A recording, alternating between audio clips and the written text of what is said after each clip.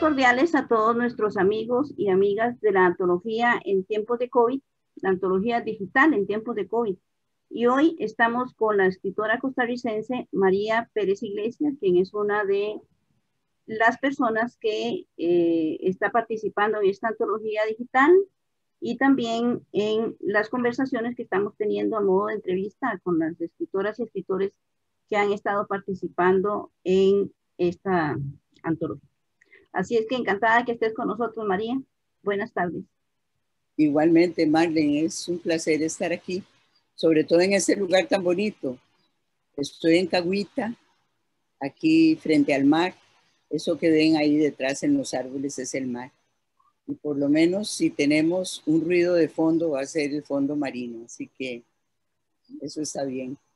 Sí, increíble el paisaje, ¿verdad? Y se ve muy bello, muy refrescante y el panorama invita también a irse a pasear un poquito. Pero bueno, vamos a leer de María su biografía para irnos entonando.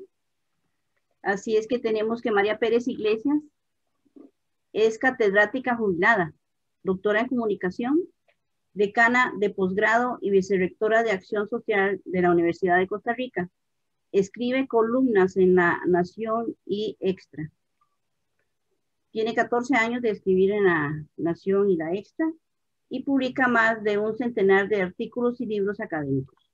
Es madre y abuela, docente, promotora de lectura, evaluadora, tallerista, investigadora, gestora cultural, crítica literaria. Empieza a escribir literatura después de los 50 años.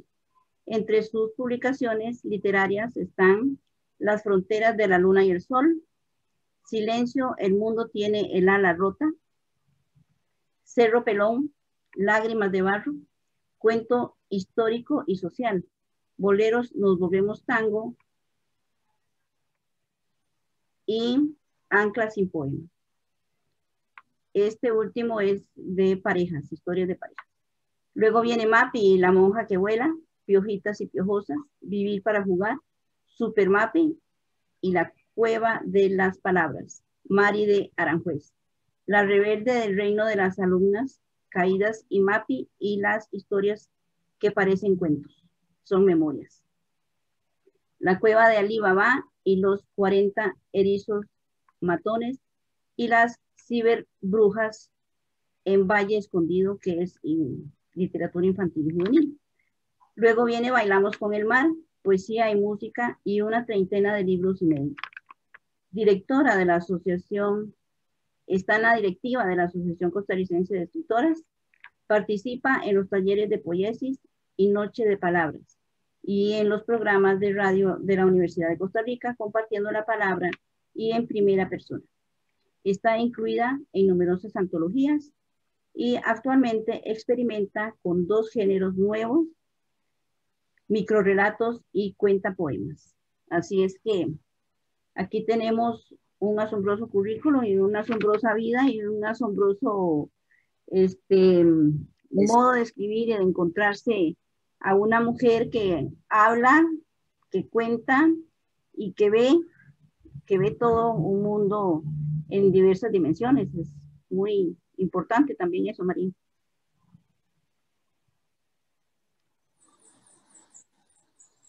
Bueno, Marlene, gracias.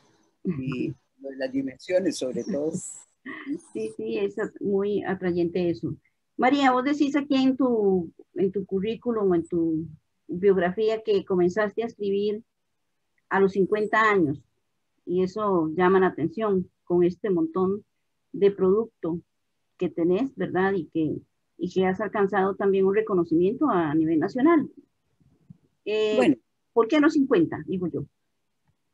en realidad, tal vez es una falsa interpretación, porque empecé a escribir mucho antes. Lo que pasa es que lo que escribía eran artículos científicos, artículos periodísticos, ensayos, pero no me había adentrado en la parte literaria. Aunque la gente decía que algunos de los artículos científicos tenían por lo menos una forma de escritura literaria. Entonces, bueno, desde chiquita me hubiera gustado ser escritora, pero desde chiquita pensé, no sé por qué, si alguien me dijo algo o algo, que los escritores eran como extraterrestres, como seres sobrenaturales que aparecían ahí de vez en cuando, bajados del cielo, ¿verdad? El Olimpo. Del Olimpo, sí. Y entonces nunca creí que yo realmente pudiera llegar a ser escritora. Y bueno, la insistencia por el tipo de escritura y sobre todo porque decían que era agradable cuando contaba cosas, aunque fueran cosas de la vida cotidiana, que me empezaron a decir, si vos contás entretenido, y pues seguramente escribirás entretenido. Entonces me fue entrando esa espinita, sobre todo de un amigo que tenía en aquella época, que insistía mucho en eso. Él decía, estoy seguro, María, que vos escribirías muy bien.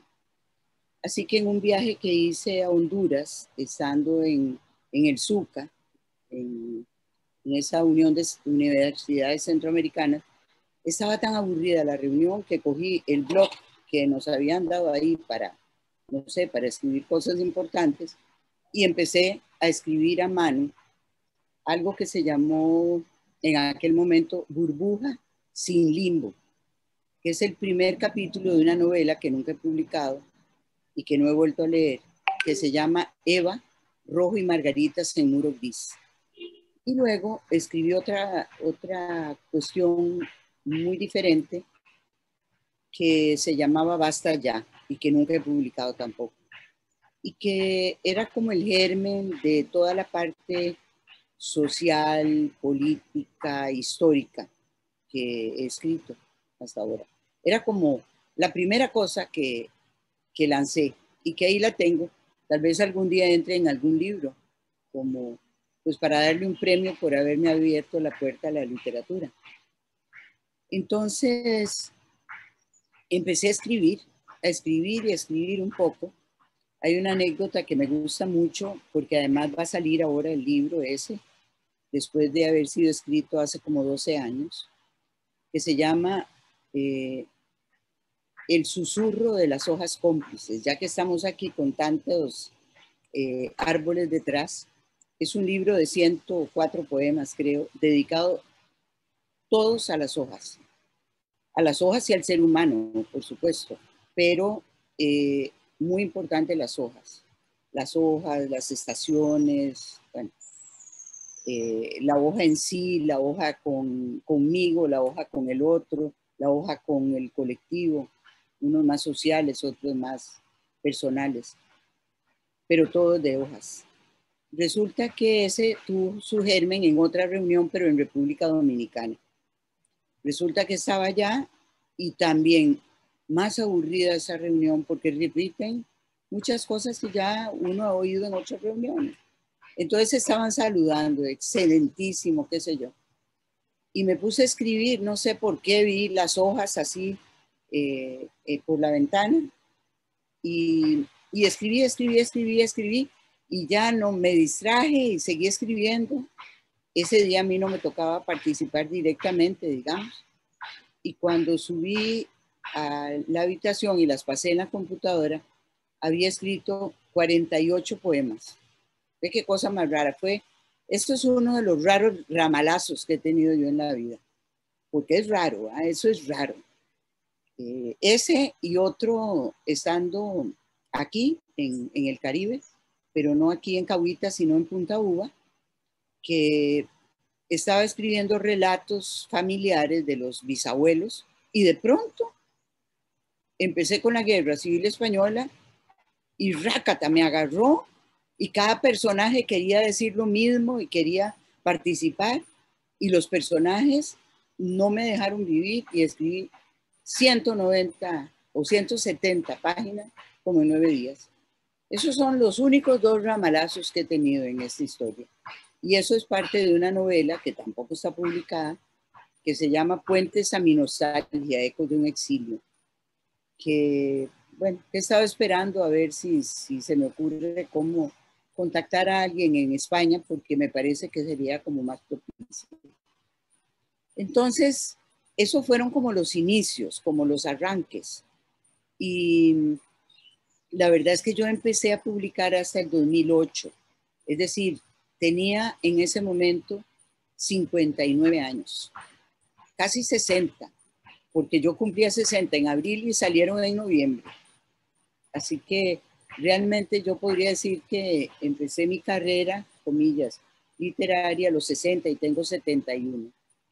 Entonces, pues sí, seguro tenía todo metido en la cabeza y en los poros de la piel y en los dedos de los pies y en todas partes. Y de pronto empezó a generarse y a salir. Creo, ¿verdad? Pregunto, uno a veces como escritor inicia, bueno, usted además de eso ya tenía bastante trayectoria en la Universidad de Costa Rica, ¿verdad? Y los periódicos donde había escrito o ha estado escribiendo. Uno a veces se vuelve intimista. En estos libros que usted inició, que son poemarios, Las fronteras del sol y la luna, Silencio que el mundo tiene la rota. Bueno, es narrativa también, cuento. Lágrimas de barro, Boleros nos volvemos tango y Anclas en poema, que veo que es como una división, ¿verdad? De diversos factores, como decir, primero escribo poema o narrativa, y primero para adultos, digo yo. Entonces pienso que tal vez ahí también va lo de uno como grande, como persona adulta. ¿Qué piensas sobre eso? No, porque, digamos, esos son los 2 primeros que publico, pero no necesariamente que escribo. Esos 2, lo que pasa es que eran libros que ya estaban prácticamente terminados, son muy diferentes. Uno es literatura psicológica de parejas y además bastante interesante, Boleros nos volvemos tango, interesante por 2 factores. Uno, porque es prosa poética, entonces es entre poesía y narrativa, son muy cortos y tienen la virtud de que están los 2 lados de la pareja. El lado femenino y el masculino, o el masculino y el masculino, o el femenino y el femenino. Porque la otra cualidad o virtud que tienen es que es un libro con pareja diversa. Y para el 2008 eso era muy impactante. Me llamaron y me dijeron que qué valiente, que quién sabe qué iban a decir de mí y que qué sé yo. O otra gente me dijo que por qué iniciaba con ese tipo de literatura. Ahora sería normal, ¿verdad? O urgente, pero en aquel momento no. Ese libro, curiosamente, se ha editado 7 veces ya. Todavía la 7ª está ahí moviéndose, pero todavía hay gente que la compra, entonces es interesante. Y el otro no, el otro es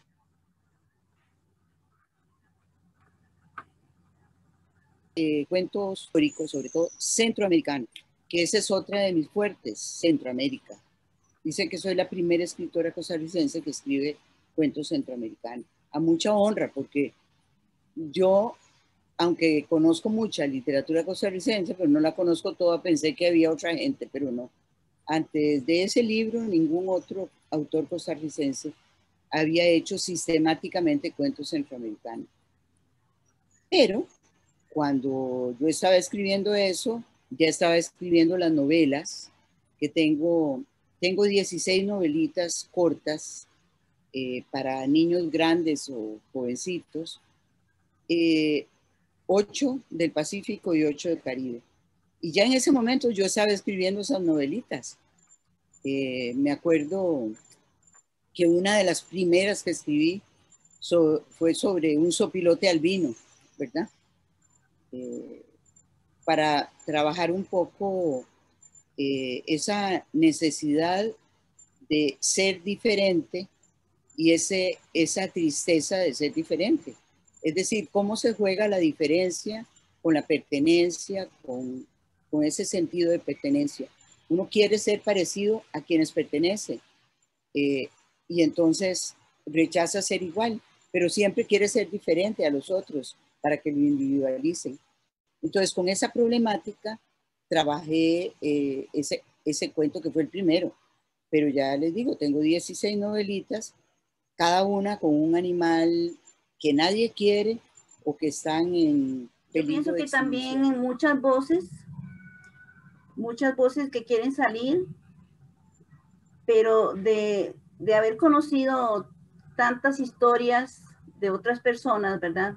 Alumnos, profesores, amigos, entonces tenés todo ahí guardado, ¿verdad?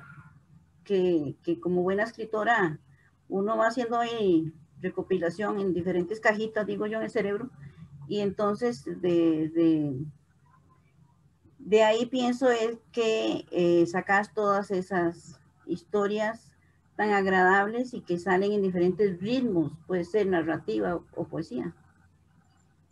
Mira, no sé si son los temas lo que a mí me apasiona, porque hay temas que me tocan, me golpean mucho, como la guerra, por ejemplo, la violencia, por ejemplo, la problemática de las parejas, cómo somos tan incapaces de comunicarnos, los seres humanos, por ejemplo. Me toca muchísimo todo lo que es la orfandad, todo lo que es la niñez y la adolescencia, pero más que temas así como en específico, más que esas obsesiones, yo creo que también para mí la literatura es muy lúdica, es un juego. Yo siempre estoy jugando, ¿entendés? Por ejemplo, a veces al mejor mono se le cae el zapote y aunque yo he estudiado, qué sé yo, eh, la literatura fantástica o la ciencia ficción, recuerdo que en un momento me llamó una persona y me dijo, María, vos no tenés ningún cuento de ciencia ficción. Y yo le dije, no. Y después me quedé pensando y dije, sí. Y lo llamé y le dije, sí, tengo uno. Te lo mando. Me dice, sí, mándamelo. Y se lo mandé y soltó la carcajada cuando habló conmigo y me dice, María, qué bárbara, eso no es de ciencia ficción, eso es literatura fantástica. Entonces yo me quedé patitiesa y 4 días después le mandé un cuento de ciencia ficción con todas las de ley, ¿verdad? Un clúster de computadora con un clon humano y un clon de cucaracha y bueno, un desastre que quedó bastante bien, muy kafkiano, digamos. Y luego, bueno, entonces experimenté con la literatura fantástica, pero es como una necesidad de jugar también, jugar con los estilos, jugar con las formas. Y lo más importante es ponerse en los pies de los demás. Yo siempre me he puesto en los pies de los demás. Por eso tal vez no juzgo. Eh, Tal vez por eso tengo empatía con las diferentes edades o las diferentes grupos sociales. Yo no tengo ningún problema de empatía con ningún grupo social, aunque sea culturalmente muy diferente o la edad muy distinta. ¿Por qué? Porque es una necesidad de ponerse en los pies de los otros para poderlo entender. Entonces vos ves que yo tengo cuentos cuyos protagonistas son niños o niñas, adolescentes, adultos en edad productiva, adultos mayores. Tengo cuentos donde los protagonistas son indígenas, donde son afrocaribeños. Tengo cuentos de personajes de todo Centroamérica, digamos. Tal vez me ayudó a eso, a esa conciencia, porque uno hace muchas cosas sin tener conciencia. Pero una vez yo tengo un tío, bueno, tenía un tío, que lo asaltaron en la playa y fue un asalto horrible y le dispararon a él y a mi tía, que ya eran personas muy mayores, tendrían bueno, casi 80 años ambos. Entonces yo escribí un poco el asalto y lo escribí como si fuera él que lo estaba escribiendo. Cuando yo se lo regalé para su cumpleaños, él lo leyó y se quedó estupefacto y me dijo, yo no entiendo cómo pudiste hacer para escribir ese cuento siendo mujer y no siendo yo. ¿Cómo me conoces tanto? ¿Cómo hiciste para saber lo que yo estaba sintiendo en la cocina, lo que estaba sintiendo en el baño, lo que estaba sintiendo cuando la bajé a ella por la escalera, lo que pensé cuando le disparé al muchacho? ¿Cómo sabes? Y yo me quedé muerta, ¿verdad? Muerta, porque él enfatizaba mucho, vos no sos hombre, ¿cómo sabes cómo siente un hombre? Entonces, en lugar de decirle, mira, porque yo le he puesto mucha atención a los hombres, no, lo primero que se me ocurrió, es que los dos somos Aries. Y como a mí me gustan los signos, todo lo solucioné con el signo del zodiaco. Pero eso me hizo conciencia de que yo me estaba poniendo los pies de otros. ¿Ves? Entonces, pienso que por ahí va la procesión. Hay temas como la migración sobre la que estoy trabajando, que es muy importante para mí en este momento histórico mucho más. Ya te digo, niños, están esos los cuentapoemas, donde todos los protagonistas son niños o niñas. Pero no son historias en verso para niños y niñas, son para jóvenes y adultos. ¿Por qué? Porque de lo que se trata es de gritar un poco y decirle a la gente, miren, señores y señores de este país y de los otros, cada niño es importante, cada niña es importante. Son muy importantes, pero no para el papá y la mamá, no para la familia, son importantes para la comunidad. Porque los niños y las niñas son de todos. Usted no puede ver a un niño en la calle solo llorando y quedarse impávido o impávida. ¿Por qué? Porque los niños no solo merecen protección, no. Los niños merecen atención, escucha, respeto. Respeto a sus posibilidades, a sus edades, a sus problemas, pero también a sus potencialidades. Entonces, ese libro es un poco triste, son un poco tristes tal vez, aunque no todas las historias son tristes, Claro. pero tratan de hacer conciencia en el otro. Y Mira, por eso les gusta a ellos hablar. ¿tenés por ahí algún fragmento de esto que es como para adultos? Sí, Digamos. claro. Ajá. Para buscar uno. Mira,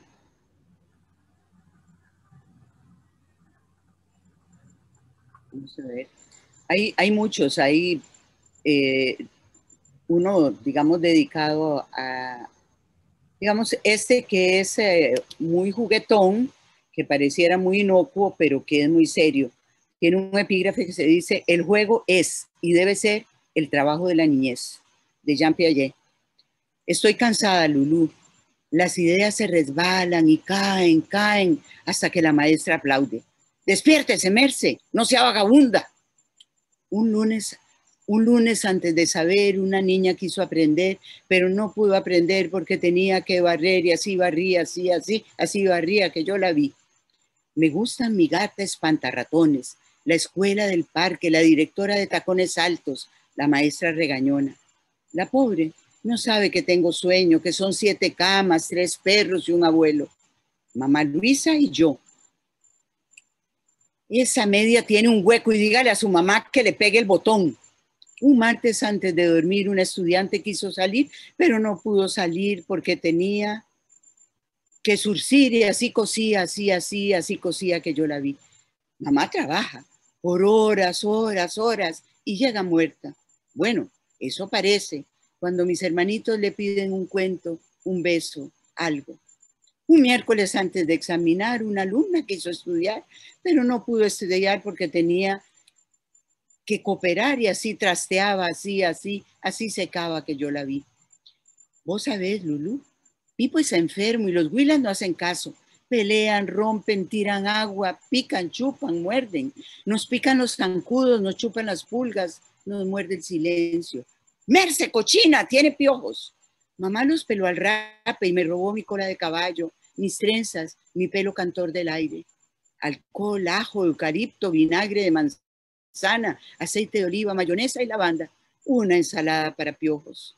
Hojas de ruda para mamá, peine de dientes finos para mí, merced el milagro de la caridad del cobre. Por mi herencia cubana, lo de caridad, del cobre por Chile, milagro porque nací como un frijolito arrugado y me aclaré con el tiempo. Y lo de Mercedes, la patrona de las cárceles por mi papá. Lo visitamos después de la fila una vez al mes. Si hay plata, si hay ganas, si no llueve mucho. Ponele ojo a esa mocosa, es de una familia de maleantes y podría ser ladrona.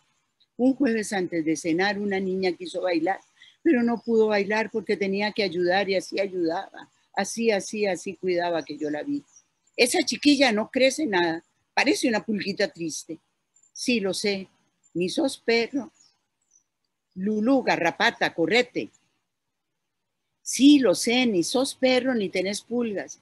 Yo tengo costras, me rasco hasta sangrar, la atrapo, la meto en agua de limón, de sorpresa, de romero, y la pobre se ahoga sin chistar.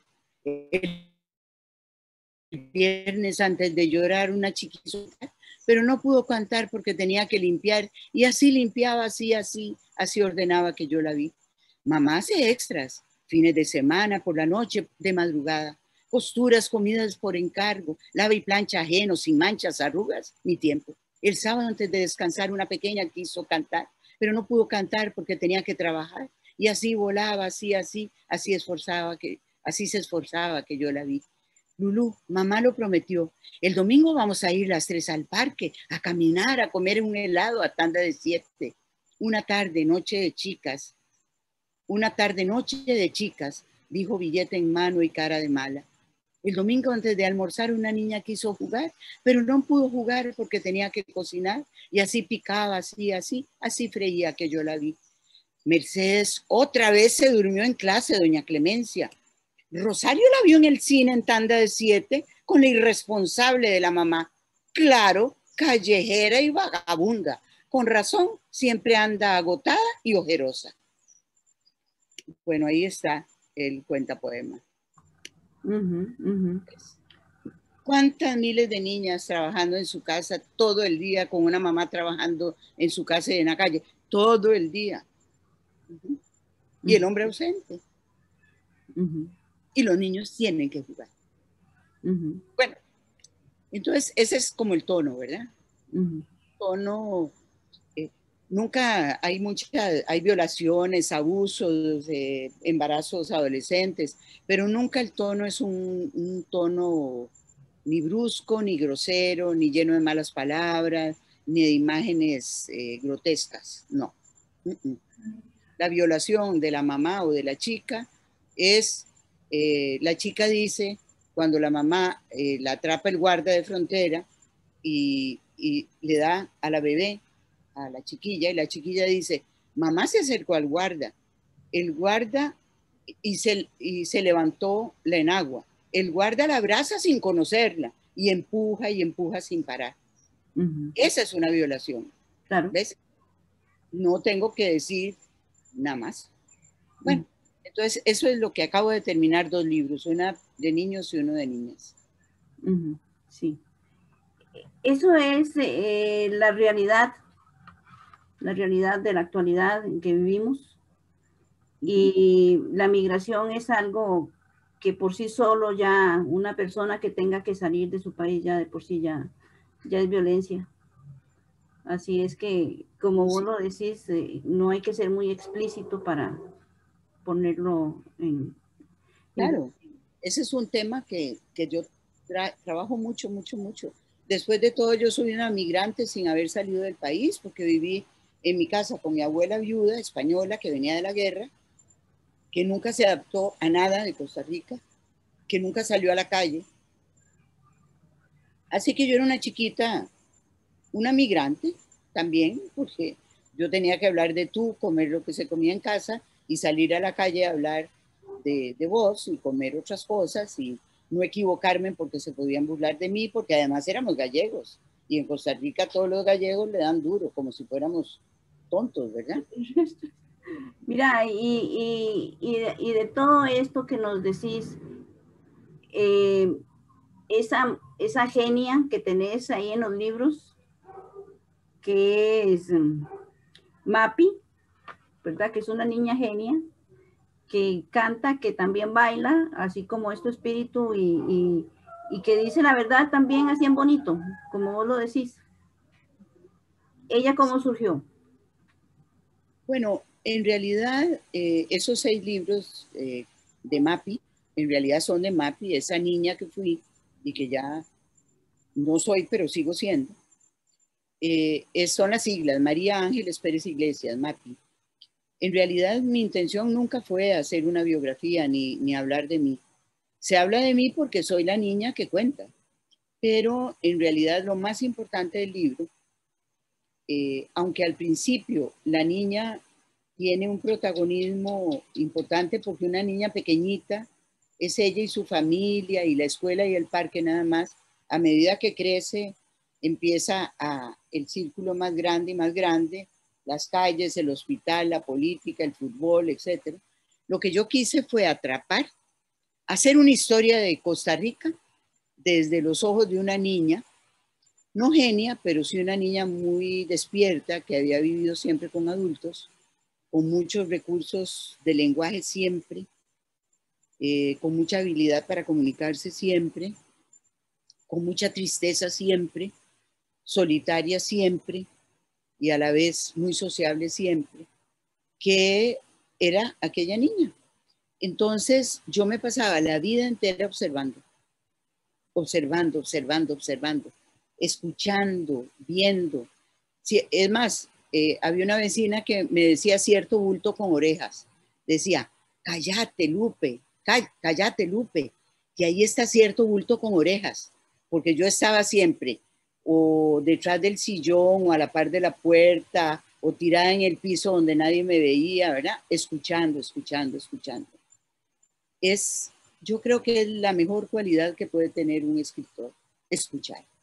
Mira, y como para ir terminando un poquito, los programas de radio, ¿verdad? ¿Qué enfoque tienen? ¿O el programa de radio que vos manejas? Mira, yo, aunque tengo un doctorado en comunicación social con especialidad en semiótica, lo que más me ha servido a mí en la vida es la semiótica. Y digamos que practiqué mucho con las columnas, tanto en La Nación como en Extra. Practiqué mucho y me sirvió mucho para el microrrelato. Pero esa es otra historia. La verdad es que Cartas a María, que era la columna de La Nación, fue fantástica porque me obligó a escribir, a contestar preguntas sobre cualquier cosa.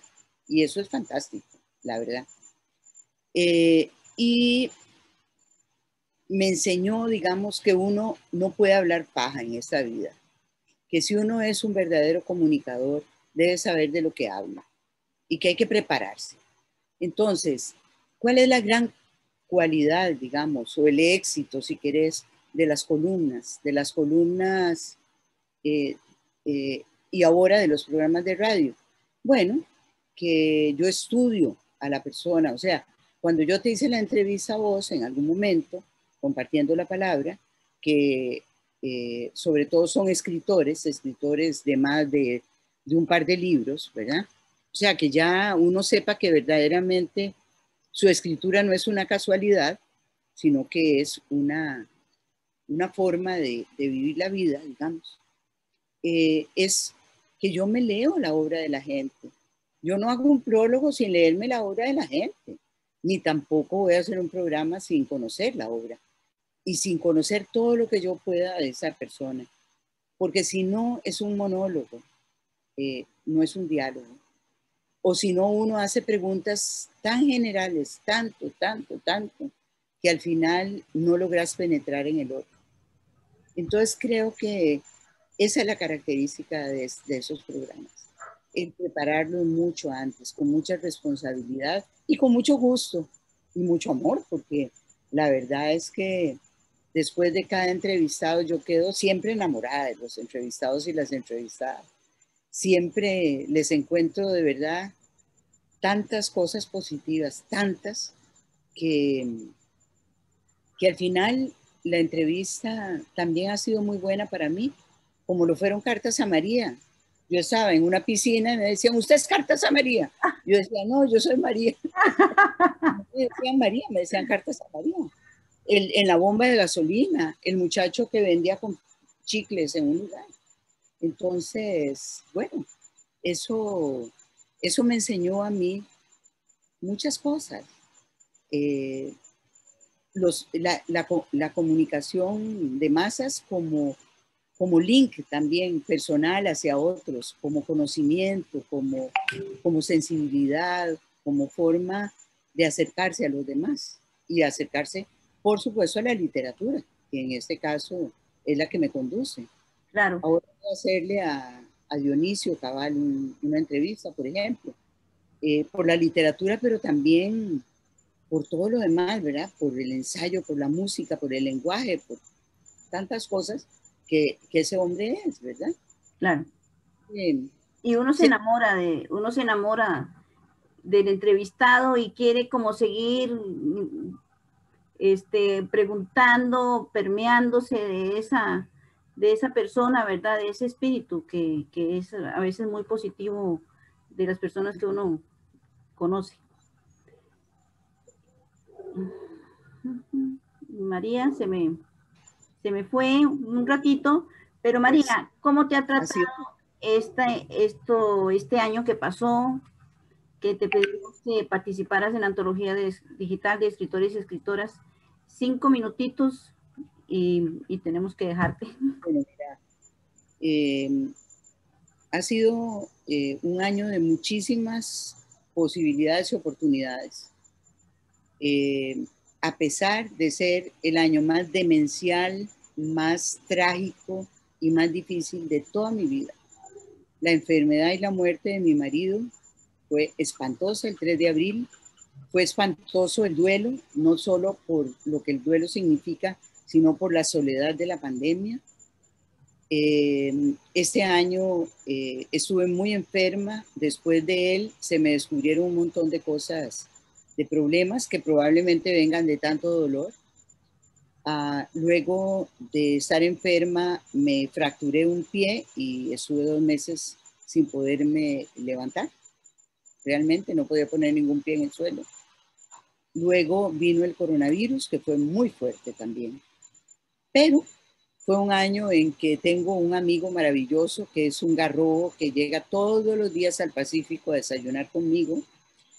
Cuando fui a Playa Grande a quedarme unos días, todos los días un sopilote llegó a bañarse conmigo a la piscina, aunque crean que es fantasía, no me importa, ni estoy loca. Llegaba, se metía en la primera grada y se mojaba las alas y las volaba, y una cosa maravillosa. Ahora estoy aquí en Cahuita y todos los días cuando voy a la piscina hay una rana venenosa preciosa, tengo fotos de esas pequeñitas, turquesa con negro, verde con, sí, turquesa más bien, que viene todos los días, se pone ahí en la orilla y cuando yo le hablo empieza a saltar y se va. Pero si no le hablo ahí se queda. Bueno, eso, imagínense qué maravilla, ¿verdad? Pero además, bueno, no se pudieron sacar, pero se editaron los 2 libros, El susurro de las hojas cómplices y El diario de una viajera distraída, que es una belleza de libro y que es humorístico, una tragicomedia muy bonita. Me participé en muchas actividades por Zoom para salir del ostracismo. Me invitaron a varias antologías, hice el esfuerzo de hacerlo. Tenía tantas ganas de participar como de tirarme de la cabeza en un guindo, pero lo hice para salir adelante. Y bueno, siempre tuve amigos que me llamaron en algunos momentos, siempre tuve gente que no conocía, que pasó a mi lado y me dio algo importante. Y sobre todo siempre tuve a la familia, a los hijos, a los yernos, a los nietos, algo maravilloso.